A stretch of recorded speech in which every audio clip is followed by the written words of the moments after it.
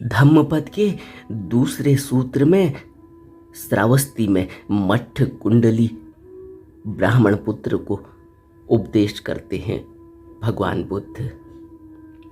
भगवान कहते हैं कि हम जो कुछ भी हैं वह हमारे विचारों का परिणाम है और हमारी प्रवृत्तियों का आधार मन है और वे मन से ही बनी है। यदि कोई शुद्ध विचारों से वचन बोलता है या कोई कर्म करता है तो सुख उसका उसी प्रकार से अनुसरण करता है जिस प्रकार छाया मनुष्य का अनुसरण करती है। भगवान बुद्ध मठ कुंडली को उपदेश करते हुए कहते हैं कि हमारे विचारों का परिणाम है कि हम जो कुछ भी हैं। मनुष्य ही मात्र एक ऐसा प्राणी है इस दुनिया में जो अपने विचारों के अनुसार जीवन चलाता है। मनुष्य के अलावा और किसी भी प्राणी में इतना तर्क नहीं है, इतना विचार करने की क्षमता नहीं। इसीलिए किसी जानवर को आपने कभी नहीं सुना होगा कि जानवरों ने कोई आविष्कार किया हो। जानवर कभी कोई वैज्ञानिक आविष्कार नहीं कर पाया और नहीं जानवर इस धरती पर कोई ऐसा विशेष काम कर पाया जो कि बहुत ही कहा जा सकता है कि बहुत ही निराला हो, अनोखा हो। नहीं कोई जानवर कभी चांद पर पहुंच पाया और नहीं कभी कोई जानवर कोई ऐसा वैज्ञानिक आविष्कार कर पाया जिससे मानव का या पूरे सृष्टि का, सभी प्राणी मात्र का भला हुआ हो। लेकिन मनुष्य ने अपने सोचने और समझने की शक्ति से बहुत विकास किया, बहुत आविष्कार किया, बहुत वैज्ञानिक चमत्कार किए। क्यों? क्योंकि मनुष्य के अंदर सोचने और समझने की असीम शक्ति है और यही असीम सोचने और समझने की शक्ति से मनुष्य का निर्माण होता है। आज जहां पर भी हम खड़े हैं वह हमारे सोचने और समझने का परिणाम है, क्योंकि उस सोचने और समझने की शक्ति से ही हम कर्म को अंजाम देते हैं, उसको कार्मिक जामा पहनाते हैं। जब भी हम कोई कर्म करते हैं, कोई कृत्य करते हैं, कोई काम करते हैं, उससे पहले हम उस पर विचार करते हैं और हमारा विचार पहले कदम से लेकर अंतिम अवस्था तक पहुंचने तक कई बार शेप लेता है, कई बार रूप बदलता है, कई प्लानिंग करता है। अगर आप मैनेजमेंट के स्टूडेंट हैं तो आपने बेसिक मैनेजमेंट के प्रिंसिपल्स पढ़े होंगे, जिनमें सबसे पहले प्लानिंग और फिर ऑर्गेनाइजेशन और फिर उस प्लानिंग को अंजाम देने के लिए प्रॉपर तरीके से वह काम संपन्न हो उसके लिए कंट्रोल और कोऑर्डिनेशन। यह सारी चीजें हमने मैनेजमेंट में पढ़ी हैं कि प्लानिंग से हम किसी चीज को स्टार्ट करते हैं, पहले सोच विचार करते हैं, फिर ऑर्गेनाइजेशन करते हैं, एक ऑर्गेनाइज करते हैं उन सारी सोच विचारों को इकट्ठा कर उसको ऑर्गेनाइज करते हैं, ऑर्गेनाइज करके उसको एक रूप देते हैं, उसको मैपिंग करते हैं, एक स्ट्रक्चर तैयार करते हैं। यह सब हमने मैनेजमेंट में पढ़ा है, यह मनुष्य ही कर सकता है। लेकिन हम मैनेजमेंट भी पढ़ते हैं, हमने पूरी अच्छी पढ़ाई की हुई है, सभी आज पढ़ाई, सबने अपने अपने स्तर पर पढ़ाई की हुई है, लेकिन कभी हमने इस बात पर विचार नहीं किया कि हम जो भी आज जहाँ भी खड़े हैं, जो भी कर रहे हैं, वह कृत्य हमारे विचारों का परिणाम है। और हमारे विचार कैसे हैं, हमें वहां जाकर अपने को पकड़ना होगा, अपने ऊपर मनन करना होगा, अपने ऊपर निगरानी रखनी होगी। बुद्ध कहते हैं कि यदि कोई शुद्ध विचारों से वचन बोलता है या कोई कर्म करता है तो सुख उसका उसी प्रकार अनुसरण करता है जिस प्रकार छाया मनुष्य का अनुसरण करती है। देखो कितने उत्तम विचार हैं और मनुष्य की पूरी जिंदगी को बदलने के लिए काफी हैं। अगर हम इन उपदेशों पर, धम्मपद के सूत्रों पर विचार करें गहराई से, तो एक एक सूत्र हमारी जिंदगी को बदलने के लिए काफी है। जो व्यक्ति स्ट्रेस में है, एंजाइटी में है, चिंता खाई जा रही है, दुख खाया जा रहा है, डिप्रेशन में है और न जाने कितनी समस्याएं पैदा हो चुकी हैं। क्यों?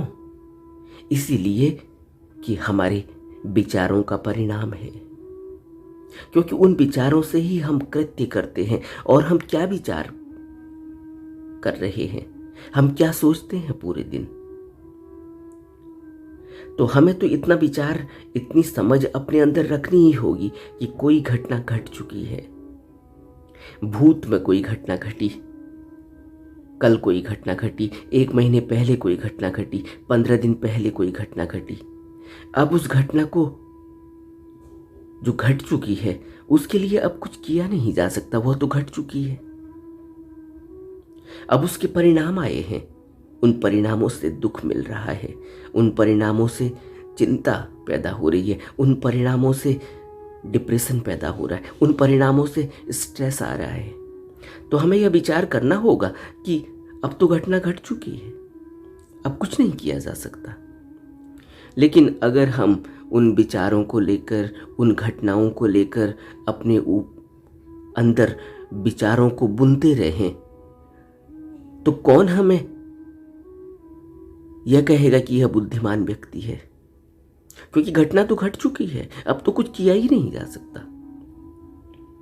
अब उस घटना से निपटने के लिए प्लानिंग की जा सकती है, विचार विमर्श किया जा सकता है, और उस घटना को टालने के लिए भविष्य में और उस घटना से आए हुए परिणामों से कम, अगर वह घटना कोई दुर्घटना है तो उस घटना से कम आहत हुआ जाए, इसके लिए कार्य करने की जरूरत है, विचार विमर्श करके कर्म करने की जरूरत है। लेकिन हम क्या करते हैं? हम उस हो गई घटना के ऊपर अब विचार कर रहे हैं, अब कृत्य नहीं कर रहे, अब विचार कर रहे हैं, अब दुख मना रहे हैं, अब चिंता कर रहे हैं, लेकिन कुछ मिलता नहीं उससे और भी दुख गहराता जाता है, विचार करने की क्षमता कम होती चली जाती है, और हम, जो हमारा व्यक्तित्व है, जो हमारी पर्सनैलिटी है, जितना गहराई से हम सोच सकते हैं, ध्यान में रहकर अपने तर्क को जगा सकते हैं और किसी डिसीजन को ले सकते हैं, वो डिसीजन लेने की पावर हमारी खत्म हो जाती है, कम हो जाती है। क्यों? क्योंकि अब हम उन विचारों को बुन रहे हैं जो घटना घट चुकी थी, अब कुछ नहीं किया जा सकता। तो यह हमें सोचना होगा कि हम उन घटनाओं पर अब क्यों विचार कर रहे हैं। वह घटनाएं, बुद्ध ने क्या कहा, बुद्ध के संदेशों को अगर हम ध्यान से पढ़ें, मनन करें, तो बुद्ध ने क्या कहा? बुद्ध ने कहा कि यह संसार में दुख है और दुख समुदय है। दुख इस तरह से जुड़ा हुआ है कि आप यह नहीं कह सकते कि सीधे सीधे कोई दुख मिल रहा है। दुख के कारण परोक्ष भी हैं, प्रत्यक्ष ही नहीं है, परोक्ष भी है। और उन परोक्ष के लिए कई बार आप अपने को जिम्मेवार भी नहीं ठहरा सकते। सोचो, आप किसी लोकेलिटी में रह रहे हैं, आपने यहाँ मकान लिया या आपने किराए में लिया, आप रहने लगे। कुछ दिनों बाद आपको पता चला कि आपका पड़ोसी सही आदमी नहीं है, और उस पड़ोसी की वजह से अब आप दुखी हो रहे हैं, क्योंकि वो रात में मारपीट करता है, घर में गाली गलौज करता है। आपके सोने का समय है या आपके ध्यान का समय है और आप गालियां सुन रहे हो। दुख हुआ ना? यह दुख कहां से हुआ? यह परोक्ष दुख है। यह कोई पुराना संस्कार ऐसा है कि उस लोकेलिटी में, उस व्यक्ति के घर के आसपास आपको रहना है। क्यों रहना है? क्यों? क्योंकि यह संयोग वियोग की घटनाएं हैं, और यह संयोग वियोग हमारे पूर्व संस्कारों से जुड़े हुए होते हैं। अब अगर आप इनको ढूंढने की कोशिश करोगे तो आपको नहीं मिलेंगे, क्योंकि प्रत्यक्ष रूप से तो आपने कुछ किया ही नहीं। क्या किया आपने? आपने तो कुछ नहीं किया। आपने इतनी खोजबीन तो करी ही है कि लोकेलिटी कैसी है। आपने देखा कि लोकेलिटी तो बहुत अच्छी है, बहुत अच्छे लोग यहाँ रहते हैं, सब संपन्न लोग हैं, सब पढ़े लिखे लोग हैं, तभी जांच परख के आपने घर लिया। इतना तो हर कोई जांच परख करता है कि किस लोकेलिटी में मैं रह रहा हूँ, वहाँ मुझे किस प्रकार की सुविधाएं मिलेंगी, और जहाँ मैं काम करने के लिए जाता हूँ या जो मेरा काम है, बच्चों का स्कूल है, हॉस्पिटल है, मुझे यह सारी सुख सुविधाएं, यह कनेक्टिविटी मेरे को मिलेगी। यह सब देखकर ही व्यक्ति अपना रिहाइश चुनता है। यह आपने सब किया और फिर भी आपको दुख मिल रहा है अब, क्योंकि वह व्यक्ति ठीक नहीं जो आपके पड़ोस में रहता है। तो अब आप क्या कर पाएंगे? अब आप कुछ नहीं कर सकते। अब आप चिंता करें अगर, अब आप दुख में चले जाएं अगर, अब आप उसकी गालियों को मनन करते रहें अगर, तो आप बुद्धिमान व्यक्ति नहीं हैं। अब आपको उस जो घटना घट चुकी है, जो आपने घर लिया, यह तो घटना घट चुकी है। अब आपको डिसीजन लेना होगा, या आपको वहां रहना होगा, एडजस्ट करना होगा, या आपको पलायन करना होगा। और यह आपके विवेक पर निर्भर करता है कि आप किस तरह से एडजस्ट कर पाते हैं, या आप दूसरी जगह पलायन करते हैं। तो आपको एक्शन लेना है। लेकिन अब आप उस पर सोचते रहो, सालों तक विचार करते रहो और इस दुख को सहते रहो, दुख को ले लो जबरदस्ती, तो आपको बुद्धिमान व्यक्ति कोई नहीं कहेगा। यह दुख आपको मिल रहा है परोक्ष रूप से, आप इसके जिम्मेवार भी नहीं हैं। लेकिन अब आपको एक्शन लेना होगा कि क्या करना है। अब आप उसके साथ मारपीट भी नहीं कर सकते, क्योंकि आप उसको जानते नहीं, वह उसकी प्रवृत्ति है। इसी तरह से भविष्य में अभी कोई घटना घटी नहीं, हम उसके लिए दुखी हुए चले जाते हैं। और मनोवैज्ञानिक कहते हैं कि 100 में से 90% घटनाएं वह होती हैं जिनके लिए मनुष्य व्यर्थ में चिंता करता है, स्ट्रेस लेता है, व्यर्थ में डिप्रेशन में चले जाता है, दुखी हो जाता है, और वह घटनाएं नहीं होती। घटनाएं कुछ और होती हैं। और कई बार तो घटनाएं वह होती हैं जो सुखद परिणाम देती हैं, लेकिन अब वह व्यक्ति सुखद परिणाम लेने की स्थिति में भी नहीं होता, क्योंकि उसने अपने आप को इतना चिंतित अवस्था में डाल दिया है, इतना दुखी कर दिया है कि अब कोई अच्छी घटना भी घटती है तो वह उस अच्छी घटना का सुख नहीं ले पाता। क्यों? क्योंकि वह एक रिदम में चला गया है, वह एक प्रवृत्ति में चला गया है, वह एक टेंडेंसी में चला गया है। मनुष्य के दुख को जानते हो? वह कितना नासमझ है और किस तरह के नासमझ हरकतें करता है, यह आप अगर थोड़ा सा विचार करेंगे तो आपको हंसी आने लगेगी। यह उसके सोचने समझने का परिणाम है, दुष्परिणाम है। मैं यह कहूँगा कि जो उसको सोचने और समझने की ताकत मिली है, वह उसको इन नकारात्मक सोचने और समझने की तरफ लगाता है। मनुष्य का स्वभाव है कि वह नकारात्मक चीज़ों को जल्दी पकड़ता है बजाय इसके कि सकारात्मक चीज़ों को, और इसीलिए उसके दुख का यह मुख्य कारण है। बेहतर तो यह हो कि वह सकारात्मक चीज़ों को पकड़े।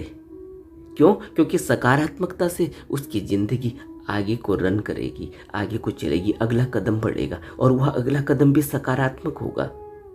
क्योंकि मनुष्य विचारशील प्राणी है और विचार से वह कृत्य करता है, और हर विचार से जो वह कृत्य करता है वही उसके सुख और दुख का भागी होता है। मनुष्य जानवर की तरह नहीं चलता कि जहां मर्जी वहां चला जाए, बिना सोच विचारे कृत्य कर दे, किसी दूसरे के खेत में जाके चारा चुग ले और बाद में फिर डंडे पड़े, मार पड़े और फिर तिल मिलाए। क्या जानवर की तरह मनुष्य करता है? मनुष्य ऐसा नहीं करता। अगर मनुष्य ऐसा करे तो वह फिर मनुष्य कहाँ हुआ? वह भी तो जानवर ही हुआ। तो हम अगर अपने विचारों को नकारात्मक तरफ को लगा रहे हैं और एक प्रवृत्ति बन रही है, और मनुष्य की जिंदगी में सबसे बड़ा आश्चर्य यही है कि जो वह करता है, जो वह सोचता है, वह सोचने की प्रवृत्ति बढ़ती चली जाती है, वह एक रूप लेने लगती है, और जो वह कर्म करता है उसको करने की भी प्रवृत्ति बढ़ती जाती है, वह भी एक आदत का रूप ले लेती है। यह आश्चर्य है और यह वरदान भी है मनुष्य के लिए, क्योंकि इससे उसकी जिंदगी आसान हो जाने वाली है। आज वह कृत्य करता है, कल वह कृत्य वह फिर ऑटो पायलट मोड में करता है, एक आदतन करता है, और उस आदतन की वजह से उसकी ज़िंदगी आसान हो जाती है। आपने देखा ना, आप एक अनजान रास्ते पर चलते हैं, आप किसी एक अनजान शहर में चलते हैं, पहली बार आप चलते हैं तो आप चीज़ों को बहुत अच्छी तरह से देख लेते हैं, बहुत ही फोकस होके, बहुत ही अवेयरनेस में देखते हैं, और अगले दिन से आप फिर उसी मार्ग पर चलते हैं, उसी रास्ते पर चलते हैं, आप अभ्यस्त हो जाते हैं। अब आपको कल की तरह स्ट्रेस लेने की ज़रूरत नहीं होती। क्या हुआ? हुआ यह कि आपके माइंड ने, जो ऑटो पायलट मोड है आपके माइंड का, उसने उन चीज़ों को बहुत तेज़ी से ग्रास्प कर लिया, पकड़ बना ली, और आपके लिए वो चीज़ आसान हो गई। आपको पता है कि यह रास्ता इधर को जाता है, ऐसे ऐसे मुझे बस पकड़नी है, और ऐसे ऐसे मैं वहाँ पहुँच जाऊँगा, वह मेरा डेस्टिनेशन है। कितना आसान हो गया। लेकिन मनुष्य इस आदत का, यह जो मनुष्य को कुदरती एक ताकत मिली हुई है, इसका वो दुरुपयोग कर देता है। इसका वो दुरुपयोग ऐसे कर देता है कि वह इतने लॉस्ट स्थिति में चला जाता है, इतना लॉस्ट हो जाता है कि उसको फिर होश ही नहीं रहता कि क्या वह कर रहा है, क्या वह बोल रहा है। देखा ना आपने, आदतन जब हम बोलने लगते हैं तो हम क्या बोलते हैं हमें पता ही नहीं, और उसके परिणाम क्या होते हैं, क्योंकि आपकी आवाज़, आपके बोल से दूसरे व्यक्ति के हृदय पर उसका असर पड़ रहा है। अगर आप पॉजिटिव बोलेंगे, सकारात्मक बोलेंगे, प्यार से बोलेंगे, तो दूसरे व्यक्ति पर सकारात्मक प्रभाव पड़ रहे हैं। वह जो सुन रहा है उसको वह विचारों में ले रहा है, उसको वह अपने हृदय में बैठा रहा है। मनुष्य एक अद्भुत प्राणी है। यह विचारों से ही जीवन नहीं चलाता, यह जो सुनता है उससे भी जीवन चलता है इसका, और उन शब्दों को यह अपने हृदय में बैठाता है। और अगर किसी नकारात्मक व्यक्ति से नकारात्मक शब्द मिलते हैं तो यह नकारात्मक शब्द इस पर आहत करते हैं, इसको असर करते हैं। तो हमें सोचना होगा ना कि हम क्या बोल रहे हैं, हमें सोचना होगा ना कि हम क्या विचार कर रहे हैं, हमें सोचना होगा ना कि हम क्या कर्म कर रहे हैं, क्योंकि परिणाम हमें भुगतने हैं। और इन परिणामों को हम कैसे भुगतते हैं? तो बुद्ध हमसे क्या कहते हैं? जो शुद्ध विचारों से वचन बोलता है या कोई कर्म करता है। शुद्ध विचारों से वचन बोलना क्या होता है? यही जो मैं कह रहा था अभी कि सकारात्मक वचन बोलना। किसी भी व्यक्ति से मिले तो एक सकारात्मक शब्द आपके मुंह से निकले। यही सकारात्मक शब्द का निर्माण किया हमारे उन ज्ञानी लोगों ने जो हमारी पीढ़ी के मुखिया हैं, जिन्होंने हमें इतनी लंबी श्रृंखला में हम पीढ़ी दर पीढ़ी चलते हुए आ रहे हैं, वह कितने ज्ञानी लोग थे। सोचो तो जरा, जो सबसे पहले यह कहते थे कि जैसे ही आप सुबह उठो तो सबसे पहले नमस्कार करो। सबसे पहले उन जिन्होंने तुम्हें जन्म दिया, अपने माँ बाप को नमस्कार करो। सबसे पहले नमस्कार करो उस कुदरत का, उस ताकत का, उस चेतनता का, जिसको आप साकार रूप में परमात्मा कहते हैं, भगवान कहते हैं, अपना गुरु कहते हैं, अपना सर्वे सर्वा कहते हैं। उसको धन्यवाद दो कि उसकी वजह से, उसकी अनुकंपा से, उसकी कृपा से आपकी रात अच्छी बीती और आपको फिर एक नया दिन मिला है जीवन जीने के लिए। देखो तो कितने महान लोग थे वह। क्यों उन्होंने यह सकारात्मक शब्दों का चयन किया और हमारे लिए, हम आने वाली पीढ़ी के लिए इसको दिया, और पीढ़ी दर पीढ़ी यह चल रहा। देखा ना आपने, चाहे आप ईस्ट में चले जाएं, चाहे आप वेस्ट में चले जाएं, चाहे आप नॉर्थ में चले जाएं, चाहे आप साउथ में चले जाएं, आप इस दुनिया में कहीं भी चले जाएं, हर व्यक्ति सुबह उठकर गुड मॉर्निंग कहता है। हर व्यक्ति अपनी अपनी भाषा में सलाम कहता है, अपनी अपनी भाषा में दुआएं देता है, अपनी अपनी भाषा में धन्यवाद करता है उस परम ताकत का, उस अपने बनाने वाले का। यह एक सकारात्मक शब्द है, सकारात्मक सोच है, जहां से पूरा दिन चलने वाला है। और हम कैसा जीवन जी रहे हैं जरा सोचो।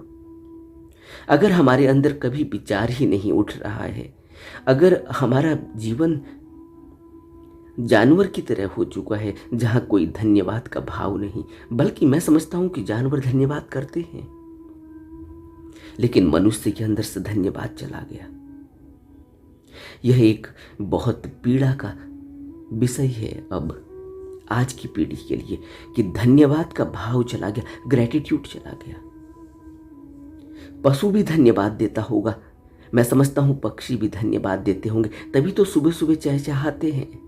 देखो, जैसे ही सुबह होती है, जैसे ही सुबह होने को होती है, अभी सूरज निकला भी नहीं, अभी सुबह का वक्त भोर होने को है, और पक्षियों की चहचहाहट देखो,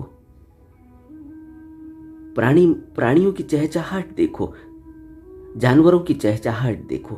जानवर भी अपनी अपनी भाषा में बोलते हैं। सब धन्यवाद करना चाहते हैं कि फिर एक नया जीवन मिला, फिर एक नया दिन मिला, फिर एक नई शुरुआत हुई। सब अपने अपने चारे के लिए निकल पड़ते हैं, सब अपने अपने भोजन की तलाश में निकल पड़ते हैं, अपने बच्चों की रक्षा करते हैं, उनको साथ साथ ले चलते हैं, उनको दूध पिलाते हैं। मैमेलियन में हमने देखा है। और मनुष्य क्या करता है सुबह उठकर? आज की पीढ़ी में देखो तो जरा, हम संस्कार भूलते चले जा रहे हैं। हमारे अंदर धन्यवाद का भाव नहीं, हमारे अंदर चिंता सताई जा रही है। बैंक का लोन देना है, हमने यह करना है, हमने वह करना है, हम में यह कमी है, हम में वह कमी है, हमारे पास यह नहीं है, हमारे पास वह नहीं है। इतनी नैगिंग, इतनी गिड़गिड़ाहट। जरा सोचो, वह देने वाला किसी बाप के लिए अगर बच्चा इस तरह से गिड़गिड़ाहट ही करते रहे सुबह से लेकर शाम तक, तो सोचो उस बाप पर क्या बीतेगी। कभी यह सोचा? हम भी तो माँ बाप हैं, कभी सोचो तो, अगर माँ बाप के कानों में सुबह से लेकर शाम तक गिड़गिड़ाहट ही होती रहे, नैगिंग ही होती रहे, हर समय मांग ही होती रहे, तो सोचो माँ बाप पर क्या बीतती होगी। यही गिड़गिड़ाहट हम कर रहे हैं उस कुदरत के लिए जो सब कुछ दे रही है। यही गिड़गिड़ाहट हम अपने गुरु के लिए कर रहे हैं, जिसको हम भगवान कहते हैं, जिसको हम बुद्ध कहते हैं। क्या वो खुश होता होगा? वह भी यही कहता होगा कि इसको इतनी बड़ी दौलत मिली, इसको इतना बड़ा मार्ग मिला, ध्यान का मार्ग, और इसकी गिड़गिड़ाहट कम नहीं होती। हमने क्या सीखा? इस जीवन में हम कहाँ जा रहे हैं? तभी तो बुद्ध कह रहे हैं कि इससे क्या होगा? इससे यह होगा कि अगर हम शुद्ध विचारों से वचन बोलेंगे या हम शुद्ध विचारों से कर्म करेंगे तो सुख हमारा उसी प्रकार से अनुसरण करेगा जिस प्रकार मनुष्य का अनुसरण छाया करती है। आपने देखा ना, कोई व्यक्ति चल रहा हो, बैठा हुआ हो, छाया उसके साथ रहती है। यह छाया क्या प्रतीक है? यह छाया प्रतीक है कि आपके साथ आप ही नहीं हो, आपके साथ आपका बनाने वाला भी है, आपका चलाने वाला भी है, आपके साथ आपका भगवान है, आपके साथ आपका बुद्ध है, आपके साथ आपका वह है जो सर्वे सर्वा है, जिसको आप सब कुछ मानते हैं, जो आपको चला रहा है, जिसने आपको पैदा किया। पैदा होने से लेके अब तक आप बड़े हुए, सोचो, तब तो आपके अंदर कोई सोच विचार भी पैदा नहीं होता था, तब भी माँ को चिंता रहती थी। वो माँ कौन है? इसलिए तो हमने माँ बाप को भगवान कहा।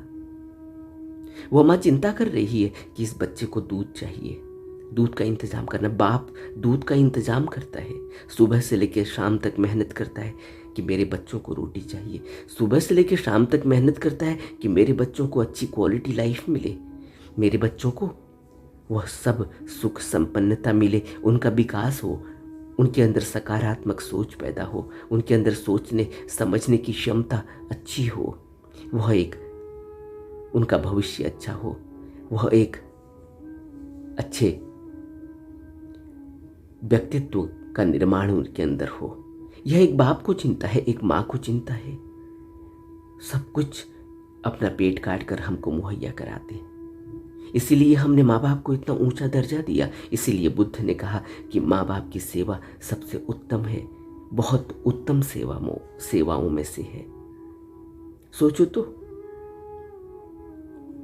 और यह छाया हमारा इसी प्रकार से अनुसरण कर रही है, यह सुख हमारा अनुसरण कर रहा है। और यह सुख अनुसरण कब करता है? जब हम शुद्ध विचारों से वचन बोलते हैं, शुद्ध विचारों से कर्म करते हैं। हमारे अंदर यह शक्ति कुदरती दी हुई है कि हम विचारों को शुद्ध रखें, लेकिन हम विचारों को शुद्ध रख पाते हैं? हम क्या करते हैं? हम क्यों नहीं रख पाते विचारों को शुद्ध? क्यों? क्योंकि हमारी प्रवृत्ति ऐसी हो चुकी है, हमने जीवन को समझा ही नहीं। हम एक जानवर की भांति जीवन को जीना चाहते हैं, तो फिर यही होगा। फिर हम दूसरे के खेत में जाके चारा चरेंगे, फिर हम दूसरे के भोजन में मुंह मारेंगे और फिर हमें मार पड़नी ही है। फिर हम किसी को भी सींग मार देंगे, फिर हम किसी को भी गुस्सा कर देंगे, फिर हमें मार पड़नी ही है। यह मार हमें क्यों पड़ रही है? यह मार हमें इसीलिए पड़ रही है क्योंकि हमारे अंदर सोचने और समझने की ताकत नहीं रह गई। यह मार हमें इसलिए पड़ रही है क्योंकि हमारे कर्म इस तरह से हो रहे हैं। हमें विचार करना होगा, बुद्ध के इन वचनों पर हमें बहुत गहरे से विचार करना होगा कि हम जो कुछ भी है वो हमारे विचारों का परिणाम है। हमारी प्रवृत्तियों का आधार मन है और वे मन से ही बनी है। यदि कोई शुद्ध विचारों से वचन बोलता है या कोई कर्म करता है तो सुख उसका उसी प्रकार अनुसरण करता है जिस प्रकार छाया मनुष्य का अनुसरण करती है। देखा ना, छाया पीछे पीछे साथ साथ चलती है। और जब हम छोटे से बच्चे थे, हम उस छाया के देखते थे कि वह सामने दिख रही है, पीछे से आ रही है, हम गोल गोल घूमने की कोशिश करते थे। आपने देखा ना कि बचपन में हम उस छाया के साथ खेल करते थे कि ये पीछे पीछे क्यों आ रही है। एक प्रश्न उठता था कि पीछे पीछे क्यों आ रही है, और हम उसके पीछे हम दौड़ लगाते थे, इधर जाते थे उधर जाते थे, देखते थे वो साथ साथ चल रही है। अभी कुछ दिनों पहले ही मैं, एक शाम का वक्त है, ऊपर चांद निकला हुआ है, उस दिन पूर्णिमा थी और संध्या का समय था। मैं अपने घर की तरफ निकला ही था कि एक छोटा सा बच्चा रहा होगा 3 साढ़े 3 साल का, पास ही उसका घर था। मैं उधर से जैसे ही गुजर रहा था, मेरे से कहने लगा, अंकल अंकल देखो, ये चंदा मामा मेरे साथ साथ चल रहा है। मैं इधर को दौड़ लगा रहा हूँ तो ये इधर को मेरे साथ दौड़ रहा है, मैं उधर से इधर को आता हूँ तो मेरे साथ इधर को दौड़ रहा है, देखो जरा। मैंने उसको कहा कि बेटा, ये मेरे साथ साथ भी ऐसे ही कर रहा है, क्योंकि ये चंदा मामा है ना, ये ऐसे ही करता है। और ये फिर बीच में चंदा मामा गायब हो जाता है। और जब मैं अभी चल रहा हूँ, ये मेरे साथ भी चल रहा है, और ये आपके साथ भी चल रहा है, देखो। चंदा मामा इसलिए तो हमें इतनी ऊर्जा देता है, इतनी लाइट देता है, इसलिए तो हम इसको चंदा मामा कहते हैं। वो बच्चा बहुत खुश हो रहा था। इसी तरह छाया हमारे पीछे रहती है।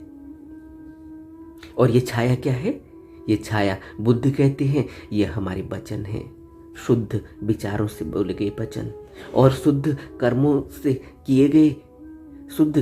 किया गया कृत्य है, जो ऐसी ही छाया की तरह पीछे चलता है। फिर आपको कोई दुख दे ही नहीं सकता। आप जहां भी जाएंगे प्रत्यक्ष रूप से आपको सुख मिलना ही है, क्योंकि वह सुख छाया की तरह आपके साथ चल रहा है, क्योंकि आपके विचार शुद्ध हैं। और अगर इन शुद्ध विचारों के होने से अगर कोई आपको गाली भी देता है तो आपका रिएक्शन क्या होगा? आपका रिएक्शन बुद्ध की तरह ही होगा। बुद्ध को भी तो कभी किसी ने गाली दी थी। बुद्ध ने क्या कहा कि तुम दे सकते हो, यह तुम्हारी स्वतंत्रता है, लेकिन मैं लूं या ना लूं, यह मेरी स्वतंत्रता है। तो कोई अगर बुरे कर्म करता भी है तो यह उसकी स्वतंत्रता है, क्योंकि वह उसकी प्रवृत्ति हो चुकी है, वह स्वतंत्र है वो करने के लिए। लेकिन उस बुरे कर्मों का अंजाम मैं भुगतूंगा, यह मेरी स्वतंत्रता है कि मैं उसको कितना अपने हृदय में लेता हूँ। तो हमें बुद्ध के वचनों को गहरे में अपने अंदर उतारना चाहिए और एक अच्छा व्यक्तित्व बनाना चाहिए।